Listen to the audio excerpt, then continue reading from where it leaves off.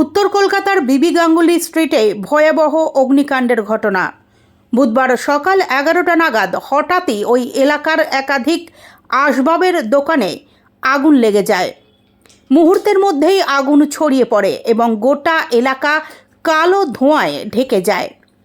খবর পেয়ে দ্রুত ঘটনাস্থলে পৌঁছয় দমকলের 10টি ইঞ্জিন। দমকল কর্মীরা দীর্ঘক্ষণ ধরে আগুন নেভানোর চেষ্টা চালান। আগুনের তীব্রতা এতটাই বেশি ছিল যে দূর থেকেও কালো ধোঁয়ার কুণ্ডলী দেখা যাচ্ছিল। এই ঘটনায় স্থানীয় বাসিন্দা ও ব্যবসায়ীদের মধ্যে ব্যাপক আতঙ্ক ছড়িয়ে পড়ে। অনেকেই দোকান থেকে মালপত্র সরানোর চেষ্টা করেন। যদিও এই ঘটনায় হতাহতের কোনো খবর এখনও পর্যন্ত পাওয়া যায়নি। আগুন লাগার সঠিক কারণ এখনও জানা যায়নি।